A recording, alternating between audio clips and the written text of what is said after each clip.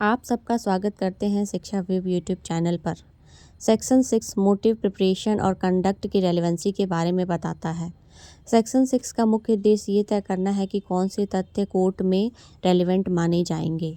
Section 6 को संक्षेप में हम इस प्रकार से समझ सकते हैं। पहला, जैसे कि मोटिव और प्रिपरेशन।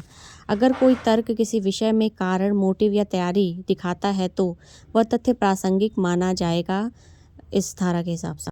मतलब कोई भी तथ्य जो यह दर्शाता है कि किसी व्यक्ति के मन में किसी घटना को करने के कारण या उसकी तैयारी थी, उसे कोर्ट में साक्ष्य के तौर पर प्रस्तुत किया जा सकता है। कंडक्ट, व्यवहार। किसी पार्टी का व्यवहार, उसके एजेंट का व्यवहार, जिसके खिलाफ मामला चल रहा है उस व्यक्ति का व्यवहार, यह सब प्रासंगिक सत्य माना जाता है अगर वह व्यवहार किसी फैक्ट इन इशू को प्रभावित करता है या प्रभावित होकर बनता है, चाहे वह व्यवहार पहले या बाद में हुआ हो। आसान शब्दों में, कंडक्ट में सिर्फ बयानों को शामिल नहीं किया जाता जब तक वे बयान किसी व्यवहार या क्रिया को समझने के लिए ना बोले गए हों। एक्सप्लेनेशन 2 बताता है कि अगर किसी व्यक्ति का व्यवहार कोर्ट में प्रासंगिक है तो उसके सामने बोले गए बयान भी प्रासंगिक होंगे। एक्सप्लेनेशन 2। इलस्ट्रेशन ए। अगर ए ने बी की हत्या की है और पता चलता है कि बी ने ए को ब्लैकमेल किया था तो बी का ब्लैकमेल करना एक मोटिव है और वह प्रासंगिक तथ्य है।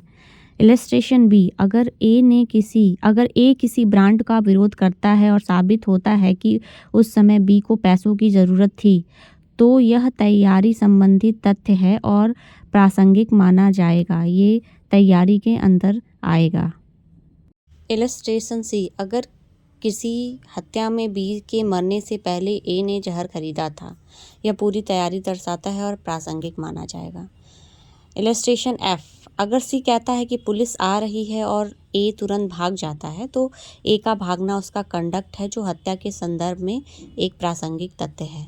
इलस्ट्रेशन जी के हिसाब से, अगर किसी व्यक्ति ने कथित बलात्कार के तुरंत बाद शिकायत की, शिकायत का समय और तरीका प्रासंगिक माना जाएगा।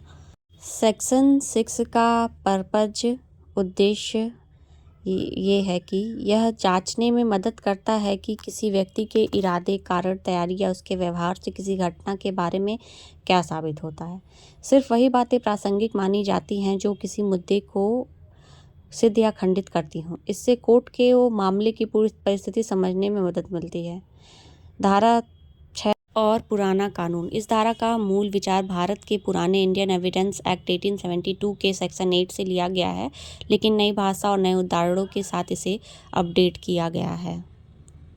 Important points. केवल बयान ही प्रासंगिक नहीं होते जब तक कि वे किसी क्रिया या व्यवहार को स्पष्ट न कर दें।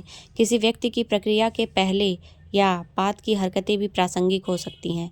यह सेक्शन न्याय में निष्पक्षता सुनिश्चित करने में मदद करता है कि कोर्ट संपूर्ण कहानी को समझ सके। Thank you for watching. Please subscribe my channel, like, share and comments also.